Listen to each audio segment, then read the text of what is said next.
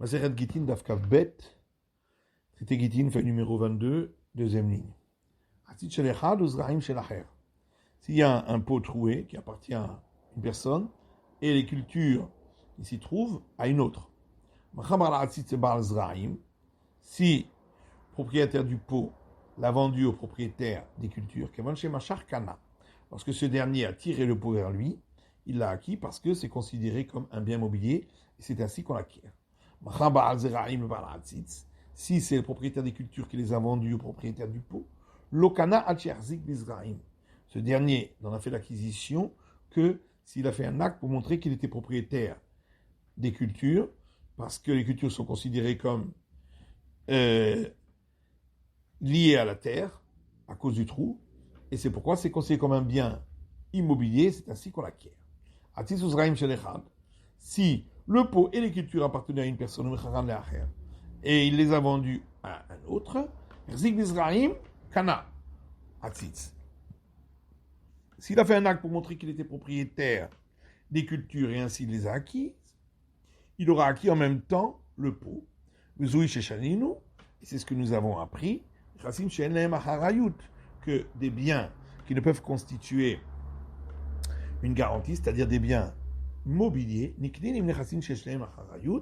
peuvent être acquis avec des biens qui peuvent constituer une garantie, c'est-à-dire des biens immobiliers, par les modes d'acquisition des biens immobiliers, c'est-à-dire l'argent, l'acte écrit ou l'acte pour montrer qu'on est propriétaire. Par contre, si il a fait un acte pour montrer qu'il était propriétaire du pot, même le pot il n'a pas acquis, puisque le pot est un bien mobilier, ce n'est pas ainsi qu'on l'acquiert. Il faut qu'il ait fait l'acte d'acquisition en montrant qu'il est propriétaire sur les cultures, qui elles sont un bien immobilier, c'est ainsi qu'on l'acquiert. Si le trou du pot se trouve en Israël et le feuillage en dehors d'Israël. Bayama, Abaye dit on va d'après le trou et donc c'est considéré comme des cultures d'Israël et il faut opérer les prélèvements. Rava dit on va d'après le feuillage, c'est considéré donc comme des cultures d'en dehors d'Israël, pas besoin de faire des prélèvements. Puis des hachrouches que l'on a mal appliqué. Si ça s'était enraciné dans le sol d'Israël, il n'y aurait pas de discussion, tout le monde serait d'accord que c'est considéré comme d'Israël. Qui est plié, mais de là, hachrouche. La discussion, c'est quand il n'y a pas eu d'enracinement dans le sol. Au bout d'un hachrouche, l'a plié. On a dit comment? S'il y avait eu un enracinement dans le sol, il n'y aurait pas eu de discussion. Pourtant, il y a une Mishnah qui dit s'il y a deux jardins en étage, il y a un légume vert qui a poussé juste à l'endroit de la marche. Et les racines se trouvent dans le jardin du dessus, mais le feuillage se trouve par-dessus le jardin du dessous. Rabbi Meir Omer chez l'Alion. Rabbi Meir dit le tout appartient à celui d'en haut. Rabbi Da Omer chez le Tarton. Rabbi Da dit le tout appartient à celui d'en bas.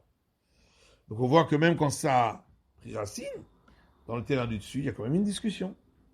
Et l'Agmara dit à Tam, qu'il est Katanitama. Là-bas, c'est différent, on a donné l'explication dans la Braïta elle-même, puisqu'il est dit Amar Rabbi Meir. Rabbi Meir dit Maïm yirtse idionitol et afaro en kanirek.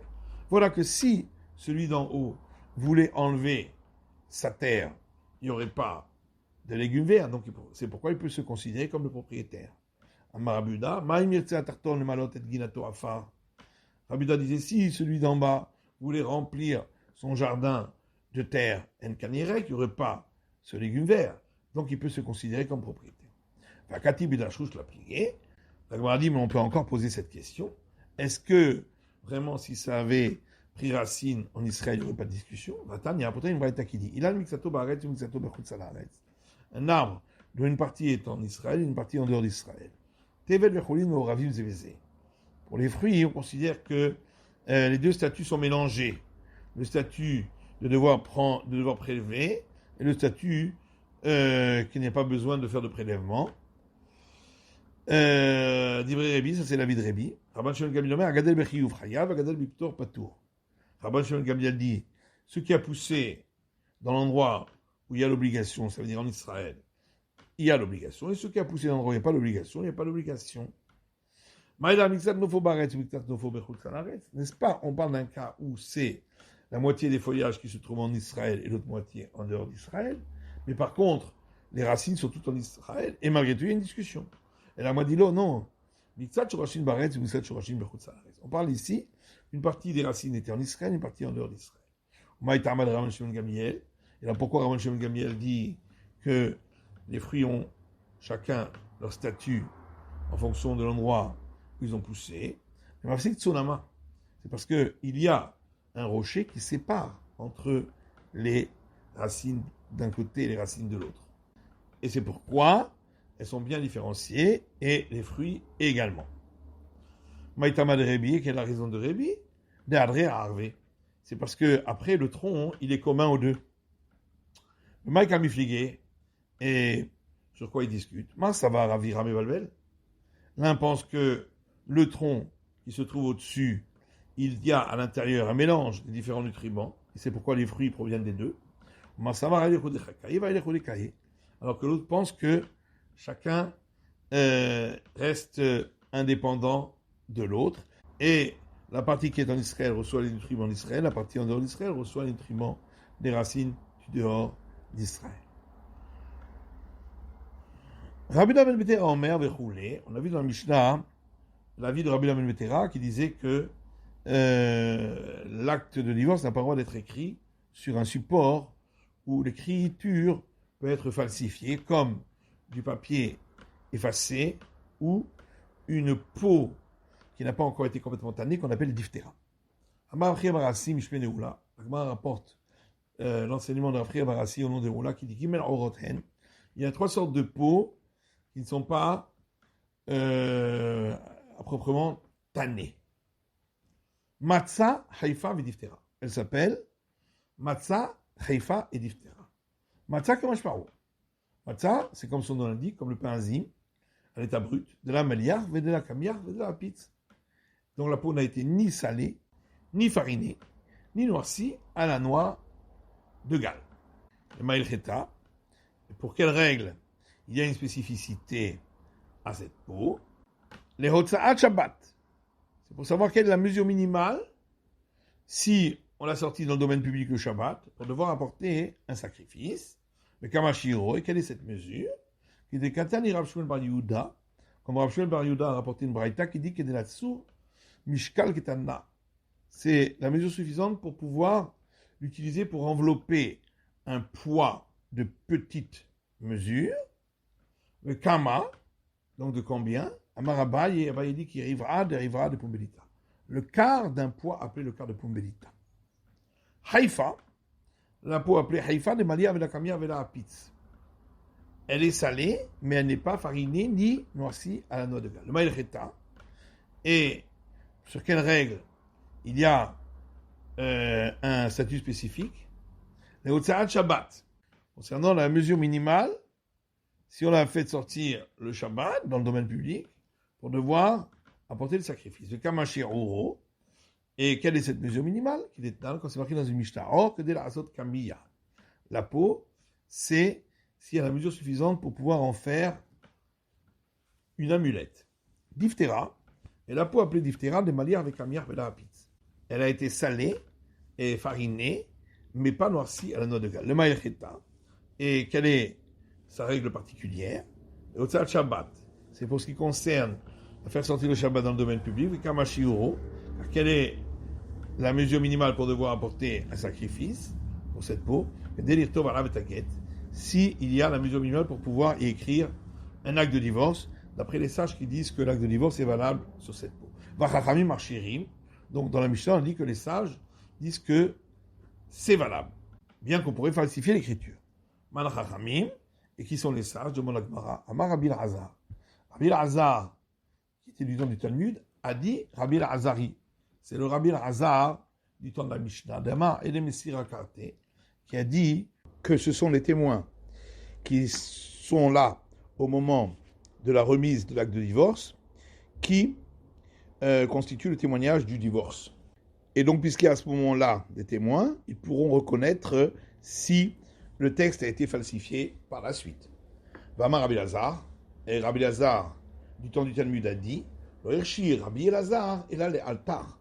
Rabbi Elazar, du temps de la Mishnah, n'a autorisé, même lorsque c'est falsifiable, que si on a interrogé ces témoins immédiatement après. Mais si c'est plus tard, ou même jusqu'à 10 jours, là, dans ce cas-là, on ne peut pas tenir compte de ce qu'ils disent parce qu'ils ont pu oublier et ne pas voir que ça a été falsifié. Et donc on craint que peut-être sur le texte était écrit une condition qui avait été donnée pour le divorce et la femme a falsifié et a enlevé cette condition. Rabbi Yochanan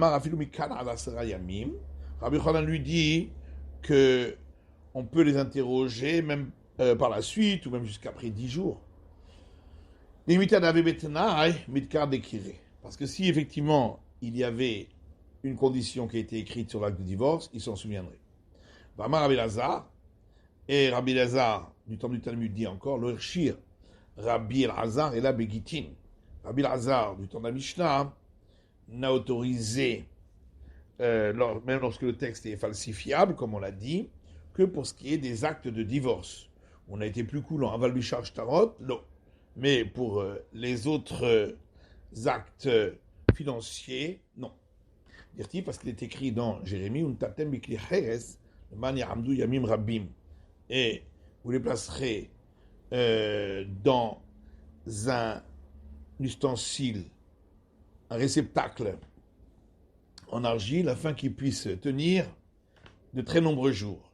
Et donc, il ne faut pas que ce puisse être falsifiable. Et Rabbi Yochanan lui dit que cet enseignement est valable même pour les actes financiers. Pourtant, il est écrit, comme on l'a vu, afin qu'il puisse subsister de nombreux jours. Là-bas, on vient nous apprendre un bon conseil. Faire en sorte que ça puisse tenir longtemps et ne pas être falsifiable. Mais même si c'est falsifiable, ça reste valable d'après Rabbi Elazar. Matitin, la suivante. Tout le monde est apte à écrire un acte de divorce. Même un sourd-muet, un fou ou un mineur.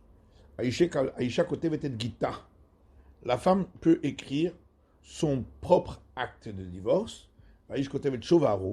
Et le mari peut écrire son reçu du montant de la ketouba qu'il a payé. Parce que de toute façon, la certification de l'acte de divorce, c'est uniquement par les témoins qui ont signé dessus. C'est la fin de l'étude du Daf Kaf Bet de la feuille numéro 22.